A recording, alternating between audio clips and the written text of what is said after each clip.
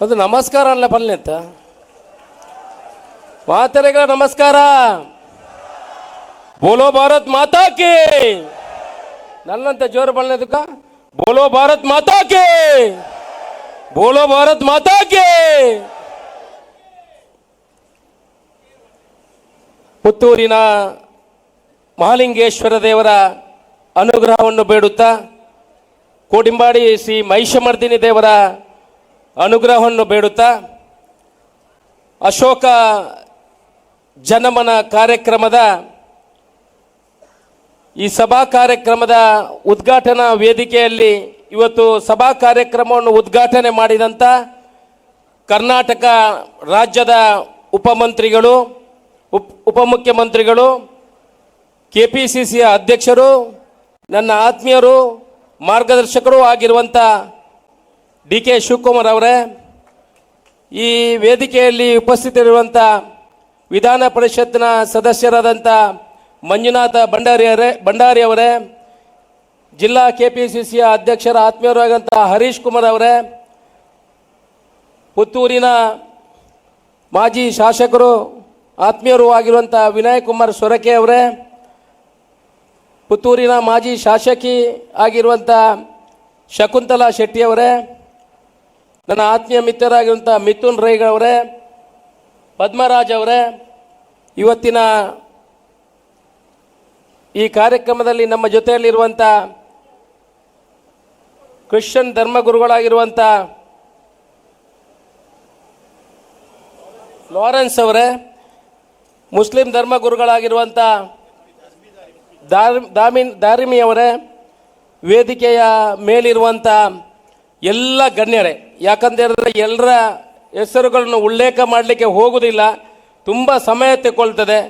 ತುಂಬ ಜನ ಇವಾಗಲೇ ವಸ್ತ್ರ ವಿತರಣೆಗೆ ಮತ್ತು ಸಹಭೋಜನಕ್ಕಾಗಿ ತಾಳ್ಮೆಯಿಂದ ನಮ್ಮನ್ನು ಕಾಯ್ತಾ ಇದ್ದಾರೆ. ಅದರಿಂದ ನಿಮ್ಮ ಹತ್ರ ವಿನಂತಿ ಮಾಡ್ಕೊಳ್ತೇನೆ, ಯಾರ ಹೆಸರನ್ನು ನಾನು ಉಲ್ಲೇಖ ಮಾಡೋದಿಲ್ಲ, ಕ್ಷಮೆ ಇರಲಿ. ವೇದಿಕೆಯ ಮುಂದಿರುವಂಥ ಎಲ್ಲ ನನ್ನ ಪ್ರೀತಿಯ ಬಂಧುಗಳೇ, ಬೇರೆ ಬೇರೆ ಕಡೆಯಿಂದ ಬಂದ ಮಹಿಳೆಯರೇ, ಮಾಧ್ಯಮದ ಮಿತ್ರರೇ, ನಾನು ನನ್ನ ಭಾಷಣವನ್ನು ಒಂದು 5-10 ನಿಮಿಷಕ್ಕೆ ಕಡಿವಾಣ ಹಾಕಿ ಅದನ್ನು ಮುಗಿಸ್ತೇನೆ. ಅಶೋಕ್ ರೈ ಜನಮನ ಕಾರ್ಯಕ್ರಮ ಅಂತ ಹೇಳಿದರೆ ಇಡೀ ಪುತ್ತೂರಿನ ಬಂಧುಗಳಿಗೆ ಗೊತ್ತಿದೆ. ಈ ಕಾರ್ಯಕ್ರಮವನ್ನು ಸುಮಾರು 12ನೇ ವರ್ಷ ಈ ಕಾರ್ಯಕ್ರಮವನ್ನು ನಾವು ಆಯೋಜನೆ ಮಾಡ್ತಾ ಇದ್ದೇವೆ. ಇಡೀ ಪುತ್ತೂರಿನ ತಾಲೂಕಿನ ಎಲ್ಲ ಬಂಧುಗಳು ಪ್ರೀತಿ ಇಟ್ಟು ಈ ಕಾರ್ಯಕ್ರಮಕ್ಕೆ ಬರ್ತಾ ಇದ್ದಾರೆ. ನಾವು ಸುಮಾರು 15 ವರ್ಷದ ಹಿಂದೆ ನಮ್ಮ ಮನೆಗೆ ಪ್ರತಿ ದೀಪಾವಳಿಗೆ ಒಂದಷ್ಟು ಜನ ನಮ್ಮ ಊರಿನವರು ಬರ್ತಾಯಿದ್ರು. ಆಗ ನನ್ನ ತಾಯಿ ಅವರಿಗೆ ಹೊಟ್ಟೆಗೆ ತಿನ್ನಲಿಕ್ಕೆ ಮತ್ತು ತಲೆಗೆ ಎಣ್ಣೆಯನ್ನು ಕೊಡ್ತಾಯಿದ್ರು. ಆನಂತರ ಒಂದು ದಿವಸ ನಾನು ಮಾತಾಡೋಗ ತಾಯಿ ಹತ್ರ ಉಲ್ಲೇಖ ಮಾಡಿದೆ, ಅವರಿಗೆ ಸೀರೆ ಕೂಡ ಕೊಟ್ಟರೆ ಯಾವ ರೀತಿ ಆಗ್ಬೋದು ಅಂತ ನನ್ನ ತಾಯಿ ಹತ್ರ ಕೇಳುವಾಗ ಅವರು ಹೇಳಿದ್ರು, ಮಗ ಆರಂಭ ಮಾಡೋದು ಭಾರಿ ಕಷ್ಟ, ಮುಂದುವರಿಸ್ಕೊಂಡು ಹೋಗೋದು ಭಾರಿ ಕಷ್ಟದ ಕೆಲಸ. ಆರಂಭ ಮಾಡೋದು ಸುಲಭ, ಮುಂದುವರಿಸ್ಕೊಂಡು ಹೋಗೋದು ಕಷ್ಟ ಅನ್ನೋ ವಿಚಾರವನ್ನು ಉಲ್ಲೇಖ ಮಾಡಿದರು. ನಾನು ಒಂದು ಮಾತು ಹೇಳಿದೆ, ದೇವರು ಯಾವತ್ತಿನವರೆಗೆ ಶಕ್ತಿ ಕೊಡ್ತಾನ ಅವತ್ತಿನವರೆಗೆ ಮುಂದುವರಿಸ್ಕೊಂಡು ಹೋಗ್ತೇನೆ ಅನ್ನೋ ವಿಚಾರವನ್ನು ತಾಯಿಯಲ್ಲಿ ಹೇಳಿ, ದೇವರು ಇವತ್ತಿನವರೆಗೆ ಪಕ್ಷಾತೀತವಾಗಿ ಈ ಕಾರ್ಯಕ್ರಮವನ್ನು ಮಾಡಲಿಕ್ಕೆ ನನಗೆ ಶಕ್ತಿ ಕೊಟ್ಟಿದ್ದಾನೆ. ಮುಂದೆ ಎಲ್ಲಿವರೆಗೆ ದೇವರ ಆಶೀರ್ವಾದ ಮಾಡ್ತಾರ, ನಿಮ್ಮ ಪ್ರೀತಿಯ ಬಂಧುಗಳ ಆಶೀರ್ವಾದ ಇದೆಯಾ, ಅಲ್ಲಿವರೆಗೆ ಈ ಕಾರ್ಯಕ್ರಮವನ್ನು ಮುಂದುವರಿಸ್ಕೊಂಡು ಹೋಗಲಿಕ್ಕೆ ನನ್ನ ಇಚ್ಛೆ ಇದೆ. ನಿಮ್ಮೆಲ್ಲ ಸಹಕಾರಗಳು ಮುಂದೆ ದಿವಸಗಳು ಬೇಕು ಅಂತ ನಿಮ್ಮ ಹತ್ರ ಕೇಳಿಕೊಳ್ತಾ ಇದ್ದೇನೆ. ಕಳೆದ ವರ್ಷ ಈ ಟ್ರಸ್ಟ್ನಲ್ಲಿ ನಾವು ಸುಮಾರು 63,500 ಜನರಿಗೆ ವರ್ಷ ವಿತರಣೆಯನ್ನು ಮತ್ತು ಸಹಭೋಜನವನ್ನು ಮಾಡಿದ್ದೇವೆ. ಈ ವರ್ಷ ನಾವು 75,000 ಜನರಿಗೆ ವರ್ಷ ವಿತರಣೆ ಮತ್ತು ಸಹಭೋಜನ ಕಾರ್ಯಕ್ರಮವನ್ನು ಮಾಡಿದ್ದೇವೆ. ಮುಂದಿನ ದಿನಗಳಲ್ಲಿ ನಮ್ಮ ಆಶೆ ಇದೆ, ಪ್ರತಿ ವರ್ಷ ನಮಗೆ 1,00,000 ಜನರಿಗೆ ವರ್ಷ ವಿತರಣೆ ಮಾಡಬೇಕಂತ ಪರಿಕಲ್ಪನೆಯನ್ನು ನಾವು ಕಂಡಿದ್ದೇವೆ. ಶಾಸಕನಾಗುವ ಹಿಂದೆ ಕೂಡ ನಾನು ಈ ಕಾರ್ಯಕ್ರಮವನ್ನು ಮಾಡಿಕೊಂಡು ಬಂದಿದ್ದೇನೆ. ಇವತ್ತು ಶಾಸಕನ ನೆಲೆಯಲ್ಲಿ ನಾನು ಇಲ್ಲಿ ಇವತ್ತು ನಿಂತು ಮಾತಾಡಬೇಕಿದ್ರೆ ಬಹುಶಃ ಆ ಮಹಾಲಿಂಗೇಶ್ವರ ದೇವರು, ಆ ಮಹಿಷಮರ್ದಿನಿ ದೇವರು, ಇಲ್ಲೆಲ್ಲ ಪ್ರೀತಿಯಲ್ಲಿರುವಂಥ ನನ್ನ ಬಂಧುಗಳು ಇದಕ್ಕೆ ಸಾಕ್ಷಿ ಅಂತ ನಾನು ಹೇಳಲಿಕ್ಕೆ ಇಚ್ಛೆ ಪಡ್ತಾ ಇದ್ದೇನೆ. ಇವತ್ತು ಈ ಕಾರ್ಯಕ್ರಮವನ್ನು ಎಷ್ಟೊಂದು 3-3.5 ಕೋಟಿ ರೂಪಾಯಿ ಖರ್ಚಲ್ಲಿ ಈ ಕಾರ್ಯಕ್ರಮವನ್ನು ಹಂಚಿಕೊಂಡು ಸುಮಾರು 2,000 ಕಾರ್ಯಕರ್ತರು ಪ್ರತಿ ದಿನ ಈ ಕಾರ್ಯಕ್ರಮ ಒಂದು 10-15 ದಿವಸದಿಂದ ಇವತ್ತು ಅವರನ್ನು ತೊಡಗಿಸಿಕೊಳ್ಳುವಂಥ ಕೆಲಸವನ್ನು ಕೂಡ ಮಾಡಿದ್ದಾರೆ. ಅವರೆಲ್ಲ ಕಾರ್ಯಕರ್ತರ ಸಹಾಯದಿಂದ ಇವತ್ತನ್ನು ಮಾಡಿಕೊಂಡು ಬರಲಿಕ್ಕೆ ನಮಗೆ ಸಹಾಯವಾಗಿದೆ. ನಾನು ಇವತ್ತು ಶಾಸಕರ ನೆಲೆಯಲ್ಲಿ ನಿಂತು ಮಾತಾಡುವಂಥದ್ದು. ನಾವು ಹಿಂದೆ ಕೂಡ ಚುನಾವಣಾ ಸಮಯದಲ್ಲಿ ಇದೇನು ಚುನಾವಣಾ ಭಾಷಣವನ್ನು ನಾನು ಖಂಡಿತ ಮಾಡ್ತಾ ಇಲ್ಲ. ಚುನಾವಣಾ ಸಮಯದಲ್ಲಿ ಕೂಡ ನಾವೊಂದು ಅಷ್ಟು ವಿಚಾರವನ್ನು ಉಲ್ಲೇಖ ಮಾಡಿದೆವು. ಶಾಸಕನಾಗಿ ನೀವು ನನ್ನನ್ನು ಕಳಿಸಿದರೆ ಖಂಡಿತ ಭ್ರಷ್ಟಾಚಾರ ರಹಿತವಾಗಿ ನಿಮಗೆ ಏನು ಅಕ್ರಮ ಸಕ್ರಮ ಆಗಬೇಕಾ, 94C ಆಗಬೇಕಾ, ನಿಮ್ಮ ಸರ್ಕಾರದಿಂದ ಬರುವ ಯಾವುದೇ ಕೆಲಸಗಳಿದೆ ಅದನ್ನು ಭ್ರಷ್ಟಾಚಾರ ರಹಿತವಾಗಿ ಮಾಡಿಕೊಡ್ತೇನೆ ಅನ್ನುವಂಥ ವಾದವನ್ನು ನಾವು ಮಾಡಿದ್ದೇವೆ. ಇವತ್ತು ಭ್ರಷ್ಟಾಚಾರ ರಹಿತವಾಗಿ ಮಾಡುವಂಥ ಕೆಲಸವನ್ನು ಮಾಡಿದ್ದೀವಿ. ಎಲ್ಲ ಬಂಧುಗಳು ನೀವು ಸೇರಿದ್ರಿ. ಯಾರ್ದು ನಿಮ್ಮದು ಅಕ್ರಮ ಸಕ್ರಮ 94C ನಮ್ಮಿಂದ ಆಗುವಂಥ ಕೆಲಸಗಳು ಏನಿದೆ ಅದನ್ನು ಖಂಡಿತ ನಿಮ್ಮ ಮನೆ ಬಾಗಿಲಿಗೆ ತಲುಪಿಸುವಂಥ ಕೆಲಸವನ್ನು ಈಗ ಆರಂಭ ಮಾಡಿದ್ದೇವೆ. ಸುಮಾರು 3,400ರಿಂದ 5,000 ಫೈಲ್ಗಳನ್ನು ಇವಾಗಲೇ ಕ್ಲಿಯರ್ ಮಾಡುವಂಥ ಕೆಲಸವನ್ನು ಮಾಡಿದ್ದೇವೆ. ಮುಂದಿನ ದಿವಸಗಳಲ್ಲಿ ಕೂಡ ಅದನ್ನು ಮುಂದುವರಿಸುವಂಥ ಕೆಲಸವನ್ನು ಮಾಡ್ತೇವೆ ಅನ್ನುವ ಮಾತನ್ನು ಹೇಳುತ್ತಾ ಸರ್ಕಾರ ಕೂಡ ಒಳ್ಳೆಯ ಕೆಲಸಗಳನ್ನು ಮಾಡ್ತಾ ಇದೆ. ಬಂಧುಗಳು, ನಿಮಗೆ ಗೊತ್ತಿರಬಹುದು, ಸರ್ಕಾರ 5 ಗ್ಯಾರಂಟಿಗಳನ್ನು ಕೊಟ್ಟಿದೆ. ಇವತ್ತು ಮಹಿಳೆಯರು 5 ಗ್ಯಾರಂಟಿಗಳನ್ನು ಕೊಡೋ ಮುಖಾಂತರ ಅದರಲ್ಲಿ ಗೃಹಲಕ್ಷ್ಮಿ ಅಂತ ಯಾವ ರೀತಿ ಇದೆ ಅಂತ ಹೇಳಿದ್ರೆ, ಯಾರು ಇವಾಗ ಸರ್ಕಾರಿ ಅಧಿಕಾರಿ ಇದ್ದಾನೆ ಆ ಅಧಿಕಾರಿಗೆ ಯಾವ ರೀತಿ ತಿಂಗಳಿಗೆ ಸಂಬಳ ಬರ್ತದೆ ಅದೇ ರೀತಿ ಪ್ರತಿ ಮಹಿಳೆಗೂ ಕೂಡ ತಿಂಗಳಿಗೆ 2,000 ರೂಪಾಯಿ ಸಂಬಳ ಕೊಡ್ತಾರೆ. ಸಂಬಳ ರೀತಿಯಲ್ಲಿ ಬರುವಂತಹ ಕೆಲಸಗಳು ಇವತ್ತು ಸರ್ಕಾರ ಮಾಡಿದೆ. ಯಾವುದೇ ಮಹಿಳೆ ಕೂಡ ಬಸ್ಸಿನಲ್ಲಿ ಹೋಗುವಾಗ ಕಂಡಕ್ಟರ್ ಆ ಕಡೆ ಹೋಗ್ತಾನೆ. ಯಾಕೆ ಕಂಡಕ್ಟರ್ ಆ ಕಡೆ ಹೋಗ್ತಾನೆ ಅಂದ್ರೆ ಯಾರಿಗೂ ಟಿಕೆಟ್ ತಗೊಳ್ಳಿಕ್ಕಿಲ್ಲ, ಮಹಿಳೆಯರಿಗೆ ಫ್ರೀ ಆಗುವಂಥದ್ದಾಗಿದೆ. KEB ಅವನು ಮನೆಗೆ ಬರುವುದಿಲ್ಲ. KEB ಅವನು ಸೀದಾ ಅಲ್ಲಿಂದ ಹೋಗ್ತಾರೆ. 2,000 ರೂಪಾಯಿ ನಿಮಗೆ ಕರೆಂಟ್ ಬಿಲ್ಲು ಕೂಡ 200 ಯೂನಿಟ್ ಕೊಡುವಂಥದ್ದು ಆಗಿದೆ. 5 kg ಅಕ್ಕಿ ಫ್ರೀಯಾಗಿ ಬರುವಂಥದ್ದಾಗಿದೆ. ಇವತ್ತು ಬಡ ಜನರು ಮಹಿಳೆಯರ ಶಕ್ತಿಯನ್ನು ಗಟ್ಟಿ ಮಾಡುವಂಥ ಕೆಲಸ ಏನು ಚುನಾವಣಾ ಪೂರ್ವವಾಗಿ ನಾವು ಸರ್ಕಾರ ಹೇಳಿದೀವ ಅದನ್ನು ಎಲ್ಲ ಮಾಡಿಸುವಂಥ ಕೆಲಸವನ್ನು ನಾವು ಮಾಡಿಕೊಂಡು ಬಂದಿದ್ದೇವೆ. ಇವತ್ತು ಅಭಿವೃದ್ಧಿ ಪರವಾಗಿ ನಾವು ಚುನಾವಣೆ ಮುಂಚೆ ನಾವು ಪರಿಕಲ್ಪನೆ ಯಾವ ರೀತಿ ಅಂತ ಇತ್ತಂತ ಹೇಳಿದ್ರೆ, ಪುತ್ತೂರಿನ ಅಭಿವೃದ್ಧಿ ಆಗಬೇಕು. ಪುತ್ತೂರಿನ ಅಭಿವೃದ್ಧಿ ಅಂತ ಹೇಳಿದ್ರೆ ರಸ್ತೆ ಮಾತ್ರ ಮಾಡುವುದಲ್ಲ ಬಂಧುಗಳೇ. ರಸ್ತೆ ಯಾರು ಶಾಸಕರಿದ್ರು ರಸ್ತೆಗಳು ಆಗ್ತಾ ಹೋಗ್ತವೆ. ಆದರೆ ಬೆಂಚ್ ಮಾರ್ಕ್ ಅನ್ನುವ ವಿಚಾರಗಳಲ್ಲಿ ನಾವು ಪರಿಕಲ್ಪನೆಯನ್ನು ಕಂಡಿದ್ದೇವೆ. ಅದು ಅವರು ವರ್ಷ ಪೂರ್ತಿ ಅವರ ಜೀವನ ಪರ್ಯಂತ ಹೆಸರನ್ನು ಹೇಳುವಂಥ ಯೋಜನೆಗಳು ಪುತ್ತೂರಿಗೆ ಬರಬೇಕಂತ ಪರಿಕಲ್ಪನೆ ನಮ್ಮ ಹತ್ರ. ಯಾವುದಂತ ಹೇಳಿದ್ರೆ ಕುಡಿಯುವ ನೀರು, ಬೇಕಾದಷ್ಟು ಆಹಾಕಾರ ಕುಡಿಯುವ ನೀರು ನಮ್ಮ ಪುತ್ತೂರು ವಿಧಾನಸಭಾ ಕ್ಷೇತ್ರದಲ್ಲಿ ಇತ್ತು. ಇವತ್ತು 1,010 ಕೋಟಿ ರೂಪಾಯಿ ಬರುವ ಮುಖಾಂತರ ಇಡೀ ಪುತ್ತೂರು ವಿಧಾನಸಭಾ ಕ್ಷೇತ್ರಕ್ಕೆ ಶುದ್ಧೀಕರಣದ ನೀರನ್ನು ಕೊಡುವಂಥ ಕೆಲಸವನ್ನು ಮಾಡಿದ್ದೇವೆ. ಟೆಂಡರ್ ಆಗಿದೆ, 400 ಕೋಟಿ ಬಿಡುಗಡೆ ಕೂಡ ಆಗಿದೆ. ಮುಂದಿನ ದಿವಸಗಳಲ್ಲಿ 10 ತಿಂಗಳಲ್ಲಿ 12 ತಿಂಗಳಲ್ಲಿ ಪ್ರತಿ ಮನೆಗೂ ಕುಡಿಯುವ ನೀರು ವ್ಯವಸ್ಥೆಗಳಾಗ್ತದೆ. ಪ್ರತಿ ಯುವತಿಯರು ಪ್ರತಿ ವರ್ಷ ಎಷ್ಟೋ ಜನ ವಿದ್ಯಾಭ್ಯಾಸವನ್ನು ಮುಗಿಸಿ ಅವರ ತಂದೆ ತಾಯಿ ಅವರ ಹೊಟ್ಟೆಗೆ ಇಲ್ಲದ್ರೂ ಪರವಾಗಿಲ್ಲ, ತನ್ನ ಮಗ ಕಲಿಬೇಕು, ತನ್ನ ಮಗಳು ಕಲಿಬೇಕು ಅನ್ನೋ ದೃಷ್ಟಿಕೋನ ಇಟ್ಕೊಂಡು ಅವರಿಗೆ ಒಳ್ಳೆ ವಿದ್ಯಾಭ್ಯಾಸವನ್ನು ಕಲಿಸ್ತಾರೆ. ಅವರಿಗೆ ಉದ್ಯೋಗ ಕೊಡುವಂಥ ಕೆಲಸ ಆಗಬೇಕು. ಅವರ ತಲೆಗೆ ಜಾತಿ ಧರ್ಮದ ಭೇದ ಭಾವಗಳನ್ನು ತುಂಬಿಸುವುದನ್ನು ಬಿಟ್ಟು ಅವರಿಗೆ ವಿದ್ಯಾಭ್ಯಾಸವನ್ನು ಕೊಡುವಂಥ ಕೆಲಸವನ್ನು ಮಾಡಬೇಕು. ಈ ದೃಷ್ಟಿಕೋನ ಇಟ್ಕೊಂಡು ಇವಾಗಲೇ KMF ಅನ್ನೋ ಸಂಸ್ಥೆಯನ್ನು ಪುತ್ತೂರಿನಲ್ಲಿ ಆರಂಭ ಮಾಡಲಿಕ್ಕೆ 15 ಎಕರೆ ಜಾಗವನ್ನು ಕೊಡುವಂಥ ಕೆಲಸಗಳು ಪುತ್ತೂರಿನಲ್ಲಿ ಆಗಿದೆ. ಮುಂದಿನ ದಿವಸಗಳು ಕೂಡ ಉದ್ಯಮವನ್ನು ತರುವಂಥ ಕೆಲಸವನ್ನು ಮಾಡಿದ್ದೇವೆ. ಒಂದು ಕ್ರಿಕೆಟ್ ಗ್ರೌಂಡ್ ಅನ್ನು ಮಾಡಲಿಕ್ಕೆ 20 ಎಕರೆ ಜಾಗವನ್ನು ಕೊಡುವಂಥ ಕೆಲಸ ಮಾಡಿದ್ದೇವೆ. ಪುತ್ತೂರಿನ ಜನತೆಗೆ, ಪುತ್ತೂರಿನ ಪ್ರತಿ ಮಹಿಳೆಯರು ಕೂಡ ಬನ್ನಿದ್ದು ನೀರು ಬರೋಣ.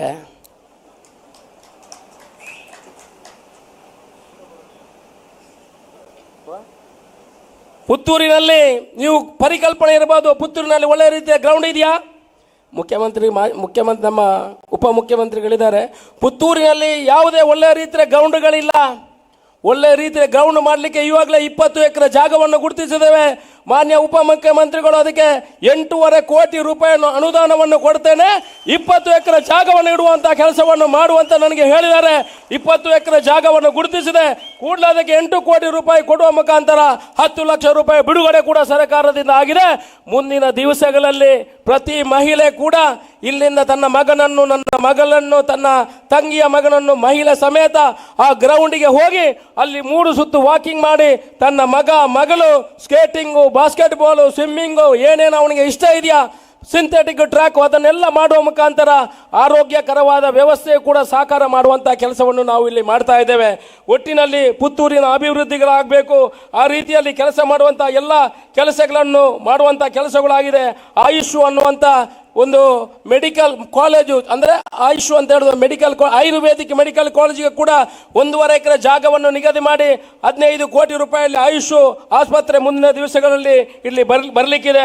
RTO ಆಫೀಸು, ನೀವು ಏನು ಇವತ್ತು ಲೈಸೆನ್ಸ್ ಹಾಕಬೇಕಿದ್ರೆ ಪುತ್ತೂರಿಗೆ ಮಂಗಳೂರಿಗೆ ಹೋಗಬೇಕಾಗ್ತದೆ. ಇನ್ನು ಪುತ್ತೂರಿನ ಮುಂಡೂರಿನಲ್ಲಿ RTO ಆಫೀಸು ಚೆಕ್ಕಿಂಗ್ ಏನು ಬರ್ತದೆ ಅದನ್ನು ಕೂಡ ಮಾಡುವಂಥ ಕೆಲಸವನ್ನು ನಾವು ಮಾಡುವಂಥದ್ದು ಮಾಡಿದ್ದೇವೆ. ಎಷ್ಟೋ ಜನರಿಗೆ ಕೆಲಸ ಇಲ್ಲ, ಯುವಕರ ಕೈಗೆ ಕೆಲಸ ಕೊಡುವಲ್ಲಿ ನಾವು ಹಿಂದೆ ಬಿದ್ದಿದ್ದೇವೆ. ಸುಮಾರು 500 ಜನರಿಗೆ KSRTCಯಲ್ಲಿ ನಮ್ಮ ಸ್ವಂತ ಖರ್ಚಿನಲ್ಲಿ ಅವರಿಗೆ ಟ್ರೈನಿಂಗ್ ಅನ್ನು ಕೊಟ್ಟು KSRTCಯಲ್ಲಿ ಕೆಲಸಕ್ಕೆ ಸೇರಿಸುವಂಥ ಕೆಲಸವನ್ನು ಮಾಡಿದ್ದೇವೆ. ಇದು ಯುವಕರಿಗೆ ಕೊಡುವಂಥ ಕೆಲಸ. ಮುಂದಿನ ನಾಳಿನ ದಿವಸದಲ್ಲಿ ಮೆಸ್ಕಾಮಿಗೆ, ಇಲ್ಲಿ ದಕ್ಷಿಣ ಕನ್ನಡ ಮತ್ತು ಉಡುಪಿ ಜಿಲ್ಲೆಯಲ್ಲಿ ಮೆಸ್ಕಾಮಿಗೆ ಯಾರೂ ಕೆಲಸಕ್ಕೆ ಸೇರ್ತಾ ಇಲ್ಲ, ಯಾರಿಗೂ ಕಂಬ ಹತ್ತಲಿಕ್ಕೆ ಬರ್ತಾ ಇಲ್ಲ. ನಾವು ನಮ್ಮ ಮುಖ್ಯಮಂತ್ರಿಯವರ ಹತ್ರ ಮತ್ತು ಉಪಮುಖ್ಯಮಂತ್ರಿಯವರ ಹತ್ರ ವಿನಂತಿ ಮಾಡಿಕೊಂಡ ಮೇರೆಗೆ, ನಮ್ಮ ವಿದ್ಯುತ್ ಮಂತ್ರಿಯವರ ಹತ್ರ ಕೂಡ ವಿನಂತಿ ಮಾಡಿಕೊಂಡ ಮೇರೆಗೆ ನಾಳೆ ಇಲ್ಲಿ ಕಂಬ ಹತ್ತುವಂಥ ಕಾರ್ಯಕ್ರಮ ನಡೀತದೆ. ಸುಮಾರು 600 ಜನರಿಗೆ ಕಂಬ ಹತ್ತಲಿಕ್ಕೆ ಟ್ರೈನಿಂಗ್ ಕೊಡುವಂಥ ಕೆಲಸವನ್ನು ಮಾಡ್ತೇವೆ. ಆ ಮೂಲಕ ಅವರನ್ನು ವಿದ್ಯುತ್ ಕಂಪನಿಗೆ ಸೇರಿಸುವಂಥ ಕೆಲಸವನ್ನು ಕೂಡ ನಾವು ಮಾಡುವಂಥ ಕೆಲಸವನ್ನು ಮಾಡ್ತಾ ಇದ್ದೇವೆ. ಬಂದಿದೆ ಅಕ್ರಮ ಸಕ್ರಮ 94C ಏನಿದೆ, ಈ ಹಿಂದೆ ಹೇಳಿದಾಗೆ ಎಲ್ರಿಗೂ ಮನೆಗೆ ಗ್ರಾಮಕ್ಕೆ ಅದನ್ನು ಕೊಡುವಂಥ ಕೆಲಸವನ್ನು ಮಾಡ್ತೇವೆ. ಎಷ್ಟೋ ಜನ ಬಂಧುಗಳು ಸೈಟ್ ಇಲ್ಲದೆ, ಮನೆಯ ನಿವೇಶನ ಇಲ್ಲದೆ ಈ ಭಾಗದಲ್ಲಿ ಇದ್ದಾರೆ. ಅವರಿಗೆ ನಿವೇಶನ ಕೊಡುವಂಥ ನಮ್ಮ ಟಾರ್ಗೆಟ್, ನಮ್ಮ ಕೈಯಲ್ಲಿದೆ. ಸುಮಾರು 2,000 ಮಂದಿಗೆ ಮುಂದಿನ ದಿವಸಗಳಲ್ಲಿ ನಿವೇಶನವನ್ನು ಹಂಚುವಂಥ ಕೆಲಸವನ್ನು ಮಾಡ್ತೇವೆ. ಈವಾಗಲೇ 50 ಎಕರೆ ಜಾಗವನ್ನು ಬೇರೆ ಬೇರೆ ಪಂಚಾಯಿತಿಗಳಲ್ಲಿ ಸರ್ಕಾರ ಜಾಗವನ್ನು ಮೀಸಲಿಡುವಂಥ ಕೆಲಸವನ್ನು ಮಾಡ್ತೇವೆ. ಮುಂದಿನ ದಿವಸಗಳಲ್ಲಿ 2,000 ಕುಟುಂಬಗಳಿಗೆ ಸೈಟನ್ನು ಕೊಡುವಂಥ ಕೆಲಸವನ್ನು ಮಾಡ್ತೇವೆ. ನನ್ನ ಟ್ರಸ್ಟಿನಲ್ಲಿ ಸುಮಾರು 24,000 ಜನ ಸದಸ್ಯರಿದ್ದಾರೆ. ಯಾವುದೇ ಒಂದು ಉದ್ದೇಶ ಇಲ್ಲದೆ ನಾವು ಈ 12 ವರ್ಷದಿಂದ ಈ 24,000 ಜನರಿಗೆ ಬೇರೆ ಬೇರೆ ರೀತಿಯ ಸಹಾಯವನ್ನು ಮಾಡಿದ್ದೇವೆ. ಇಷ್ಟೊಂದು ದೊಡ್ಡ ಕಾರ್ಯಕ್ರಮ ಮಾಡಬೇಕಿದ್ರೆ ಯಾವುದೇ ರೀತಿಯ ಅಡ್ವರ್ಟೈಸ್ಮೆಂಟ್ಗಳನ್ನು ಮಾಡುವುದಿಲ್ಲ, ಯಾವುದೇ ಪೇಪರ್ ಆಡುಗಳನ್ನು ಕೊಡುವುದಿಲ್ಲ. ಬರೀ ನಮ್ಮ ಟ್ರಸ್ಟ್ನ ಸದಸ್ಯರಿಗೆ ಒಂದು 2 ರೂಪಾಯಿ ಕಾರ್ಡನ್ನು ಹಾಕುವ ಮುಖಾಂತರ ಈ ಎಲ್ಲ ಟ್ರಸ್ಟಿನ ಸದಸ್ಯರು ಇಲ್ಲಿ ಬಂದಿದ್ದೀರಿ, ನಿಮಗೆ ಅನಂತ. ಅದೇ ರೀತಿ ನಮ್ಮ ಟ್ರಸ್ಟಿನಲ್ಲಿ ಸುಮಾರು 600 ಜನ ಮಹಿಳೆಯರು ಇವತ್ತಿನಾಗಿ ರಿಜಿಸ್ಟ್ರೇಷನ್ ಮಾಡಿಕೊಂಡಿದ್ದಾರೆ. ಆ ಮಹಿಳೆಯರಿಗೆ 600 ಜನ ಮಹಿಳೆಯರು ತನ್ನ ಗಂಡನನ್ನು ಕಳ್ಕೊಂಡು ಒಂದು ಹೆಣ್ಣು 2 ಮಕ್ಕಳನ್ನು ಹಿಡ್ಕೊಂಡು ಗಾರ್ಬೇಜಲ್ಲಿ, ನಮ್ಮ ಗಾರ್ಬೇಲಲ್ಲಿ ಇಲ್ಲದಿದ್ದರೆ ಹೋಟೆಲ್ಗಳಲ್ಲಿ ಕೆಲಸ ಮಾಡ್ತಾರೆ. ಅವರಿಗೆ ಇರುವಂಥದ್ದು ಸಂಬಳ 6,000 ರೂಪಾಯಿ. ಅವ್ರಿಗೆ ಯಾವುದೇ ವ್ಯವಸ್ಥೆಗಳಿಲ್ಲ. ಇವತ್ತು ಕೂಡ 3,500 ರೂಪಾಯಿ ಬಾಡಿಗೆ ಕೊಟ್ಟು ಬಾಡಿಗೆ ಮನೆಯಲ್ಲಿದ್ದಾರೆ. ಅವರಿಗೂ ಕೂಡ ಸೂರು ಕಲ್ಪಿಸುವಂಥ ಒಂದು ವ್ಯವಸ್ಥೆಯನ್ನು ನಮ್ಮ ಟ್ರಸ್ಟಿನ ಮುಖಾಂತರ ಮಾಡ್ತಾ ಇದ್ದೇವೆ. ಈವಾಗಲೇ 10 ಎಕರೆ ಜಾಗವನ್ನು ಖರೀದಿ ಮಾಡಿ ಅವರಿಗೆ ನಿವೇಶನ ಕೊಡುವಂಥ ಕೆಲಸವನ್ನು ಮುಂದಿನ ದಿವಸಗಳಲ್ಲಿ ಈ ಹಿಂದೆ ಹೇಳಿದ ರೀತಿಯಲ್ಲಿ ಹೇಳಿದಂಥ ಮಾತನ್ನು ನಡೆಸಿಕೊಂಡು ಬರುವಂಥ ಕೆಲಸವನ್ನು ಮಾಡ್ತೇವೆ. ಸರ್ಕಾರದಿಂದ ಏನಾದರೂ ಅನುದಾನಗಳು ಬಂದರೆ ಎಲ್ಲರನ್ನು ಜೋಡಿಸಿಕೊಂಡು ಅವರಿಗೆ ಮನೆ ನಿರ್ಮಾಣ ಮಾಡುವಂಥ ಕೆಲಸವನ್ನು ಮುಂದಿನ ದಿವಸಗಳಲ್ಲಿ ಮಾಡಿ ನಮ್ಮ ಮುಖ್ಯಮಂತ್ರಿಗಳನ್ನು ಕರೆದು ಅದನ್ನು ಉದ್ಘಾಟನೆ ಮಾಡುವಂಥ ಕೆಲಸವನ್ನು ಮುಂದಿನ ದಿವಸಗಳಲ್ಲಿ ಮಾಡ್ತೇನೆ ಅನ್ನುವ ಮಾತನ್ನು ಹೇಳುತ್ತಾ,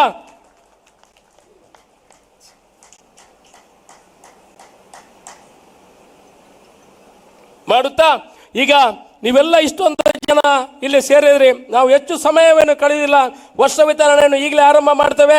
ಸಹಭೋಜನವನ್ನು ಕೂಡ ವಿತರಣೆಯನ್ನು ಈಗ ಆರಂಭ ಮಾಡ್ತೇವೆ. ತಾವೆಲ್ಲ ಬಂಧುಗಳು ವರ್ಷವನ್ನು ತೆಗೆದುಕೊಂಡು ಸಹಭೋಜನವನ್ನು ಸವಿದು ಅತ್ಯಂತ ಸಂತೋಷದಿಂದ ಹೋಗಬೇಕು. ನಾನು ಇವತ್ತು ಕಂಡಿರುವಂಥದ್ದು, ನಾನು ಬಾರಿ ಹಿಂದಿನಿಂದ ಶಾಸಕನಾಗಬೇಕಂತ ಕನಸು ಕಂಡಿದ್ದೆ. ಕನಸು ಕಾಣುವಾಗ ನನಗೆ ಅದನ್ನು ನಾನು ರಾಜಕೀಯವಾಗಿ ಯಾವುದನ್ನು ಹೇಳಲಿಕ್ಕೆ ಹೋಗುವುದಿಲ್ಲ. ಇವತ್ತು DK ಶಿವಕುಮಾರ್ ಅವರ ಬಗ್ಗೆ ಒಂದು ಮಾತನ್ನು ಹೇಳಿ ನನ್ನ ಮಾತನ್ನು ಮುಗಿಸ್ತೇನೆ. ನಾನು ಶಾಸಕನಾಗಿ ಆಯ್ಕೆ ಆಗಬೇಕು ಅನ್ನೋ ಪರಿಕಲ್ಪನೆಯನ್ನು ಇಟ್ಕೊಂಡು ನನ್ನನ್ನು ಉದ್ದೇಶಿಸಿ DK ಶಿವಕುಮಾರ್ ಅವರು ನನ್ನನ್ನು ಭೇಟಿಯಾದರು. ಆಗ ಹೇಳಿದರು, ನಮ್ಮ ಪಕ್ಷಕ್ಕೆ ನೀನು ಬರ್ತೀಯಾ, ನಿನಗೆ ಸೀಟು ಕೊಡ್ತೇನೆ ಅನ್ನೋ ವಿಚಾರವನ್ನು ನನ್ನ ಹತ್ರ ಉಲ್ಲೇಖ ಮಾಡಿದರು. ಆಗ ನಾನು ಹೇಳಿದೆ, ಖಂಡಿತ ನೀವು ಸೀಟು ಕೊಡೋದಿದ್ರೆ ನನಗೆ ಒಮ್ಮೆ ಶಾಸಕನಾಗಿ ಆಯ್ಕೆ ಆಗಬೇಕು, ದುಡ್ಡು ಮಾಡಲಿಕ್ಕೆ ಅಲ್ಲ, ಜನರ ಸೇವೆ ಮಾಡಬೇಕಂತ ಪರಿಕಲ್ಪನೆ ಇತ್ತು. ಅದಕ್ಕಾಗಿ ಶಾಸಕನಾಗಿ ಮಾಡಬೇಕು ಅಂತ ಆಸೆ ಇತ್ತು. ಜನರ ಸೇವೆ ಮಾಡಬೇಕು, ಬಡವರಿಗೆ ಆಗುವಂಥ ಅನ್ಯಾಯವನ್ನು ತಡಿಬೇಕು, ಅವರಿಗೆ ಭ್ರಷ್ಟಾಚಾರ ರಹಿತವಾಗಿ ಅವ್ರಿಗೆ ಏನು ಸರ್ಕಾರದಿಂದ ಬರ್ತದ ಅದನ್ನು ಮುಟ್ಟಿಸುವಂಥ ಕೆಲಸ ಆಗಬೇಕು. 8 ಜನ ಆಫೀಸಿನಲ್ಲಿ ನನ್ನ ಸ್ವಂತ ಖರ್ಚಲ್ಲಿ ಪಿ ಎಗಳನ್ನು ಇಟ್ಟಿದ್ದೇನೆ. ಬೇರೆ ಬೇರೆ ಇಲಾಖೆಗೆ ಬೇರೆ ಬೇರೆ ಪಿ ಎಗಳು ಸ್ಪಂದನೆ ಕೊಡುವಂಥ ಕೆಲಸವನ್ನು ಮಾಡ್ತೇನೆ. ಪ್ರತಿ ವಾರದಲ್ಲಿ 2 ದಿವಸ ಕಚೇರಿಯಲ್ಲಿ ಇರುವಂಥ ಕೆಲಸವನ್ನು ಮಾಡ್ತೇನೆ. ಆ ರೀತಿ ನನಗೆ ಮಾರ್ಗದರ್ಶನ ಕೊಟ್ಟವರು ಮಾನ್ಯ ಡಿ.ಕೆ. ಶಿವಕುಮಾರ್ ಅವರು. ಯಾವತ್ತು ನನಗೆ ಅವರು ಭರವಸೆಯನ್ನು ಕೊಟ್ಟಿದ್ರು, ಅವತ್ತಿನ ಇವತ್ತಿನವರೆಗೆ ನನಗೆ ಮಾರ್ಗದರ್ಶನ ಮಾಡಿಕೊಂಡು ಬಂದಿದ್ದಾರೆ. ನಾನಿವತ್ತು ಶಾಸಕನ ನೆಲೆಯಲ್ಲಿ ಇಲ್ಲಿ ನಿಂತು ಮಾತಾಡಬೇಕಿದ್ರೆ ಒಂದು ಪುತ್ತೂರಿನ ಮಹಾಲಿಂಗೇಶ್ವರ, ನಾನು ನಂಬಿರುವಂಥ ಮಹಿಷ ಮಾಡ್ತೀನಿ. ಆ ನಂತರ ನೀವೆಲ್ಲ ನನ್ನ ಬಂಧುಗಳಿದೆ, ನಾನು ನಿಮ್ಮ ಬಂಧುಗಳಿದ್ದೀರಲ್ಲ, ನಿಮ್ಮೆಲ್ಲ ಆಶೀರ್ವಾದದಿಂದ ಇವತ್ತು ಶಾಸಕನಾಗಿ ನಿಂತಿದ್ದೇನೆ. ಅದಕ್ಕೆ ಪೂರಕವಾಗಿ ಡಿ.ಕೆ. ಶಿವಕುಮಾರ್ ಅವರು ಕೂಡ ನನಗೆ ಆಶೀರ್ವಾದ ಮಾಡಿದ್ರಿಂದ ಪುತ್ತೂರಿನಲ್ಲಿ ಶಾಸಕನಾಗಿ ಬಂದಿದ್ದೇನೆ. ಭ್ರಷ್ಟಾಚಾರ ರಹಿತವಾಗಿ ಪಕ್ಷಾತೀತವಾಗಿ ಯಾರ ಕೆಲಸಗಳಿದೆ ಅದನ್ನು ಮಾಡುವಂಥ ಕೆಲಸ ಮುಂದಿನ ದಿವಸಗಳಲ್ಲಿ ಮಾಡ್ತೇನೆ. ಬಂಧುಗಳೇ, ದಯಮಾಡಿ ಮುಂದಿನ ದಿವಸಗಳಲ್ಲಿ ಅಶೋಕ್ ರೈ ಅವರು ಒಳ್ಳೆಯ ಕೆಲಸ ಮಾಡಿದರೆ ಪ್ರೀತಿ ವಿಶ್ವಾಸದಿಂದ ಆಶೀರ್ವಾದ ಮಾಡುವಂಥ ಕೆಲಸವನ್ನು ಮಾಡಿ, ತಪ್ಪಿದ್ರೆ ತಿದ್ದುವಂಥ ಕೆಲಸವನ್ನು ಮಾಡಿ, ಮುಂದಿನ ದಿವಸಗಳಲ್ಲೂ ಕೂಡ ನಿಮ್ಮ ಆಶೀರ್ವಾದ ಇದೆ ಅಂತ ತಿಳ್ಕೊಂಡು ಎಲ್ಲ ಗಣ್ಯರು ಕೂಡ ಈ ಕಾರ್ಯಕ್ರಮದಲ್ಲಿ ಸಾಕ್ಷಿಯಾಗಿದ್ರ. ನಿಮಗೆ ಸರಿಯಾದ ಗೌರವವನ್ನು ಕೊಡಲಿಕ್ಕೆ ಆಗದ್ರೆ ನಮ್ಮನ್ನು ಕ್ಷಮಿಸಿ. ನಿಮ್ಮನ್ನು ಕೂಡ ನಿಮ್ಮ ಏನು ವರ್ಷ ವಿತರಣೆ ಮತ್ತೆ ಸಹಭೋಜನವನ್ನು ಮುಂದಿನ 5, 10, ಅರ್ಧ ಗಂಟೆಯಲ್ಲಿ ನಾವು ಮಾಡುವಂಥದ್ದು ಇದ್ದೀವಿ. ತಮ್ಮೆಲ್ಲ ಆಶೀರ್ವಾದಗಳನ್ನು ಬೇಡುತ್ತಾ, ಎಲ್ಲ ಹಿರಿಯರ ಆಶೀರ್ವಾದವನ್ನು ಬೇಡುತ್ತಾ ನನ್ನ ಮಾತಿಗೆ ಚುಕ್ಕಿಯನ್ನು ಕೊಡ್ತೇನೆ. ಅಶೋಕ್ ರೈ ಮೇಲೆ ಪ್ರೀತಿ ವಿಶ್ವಾಸ ಇರಲಿ ಅಂತ ನಿಮ್ಮ ಹತ್ರ ಬೇಡಿಕೊಳ್ತಾ ಇದ್ದೇನೆ. ಸನ್ಮಾನ್ಯ ಅಶೋಕ್ ಕುಮಾರ್ ರೈ ಅವರಿಗೆ, ಸನ್ಮಾನ್ಯ ಅಶೋಕ್ ಕುಮಾರ್ ರೈ ಅವರಿಗೆ ಕೃತಜ್ಞತೆಗಳು. ಮನದ ಮಾತಿಗೆ ಬ್ರ್ಯಾಂಡ್ ಪುತ್ತೂರಿ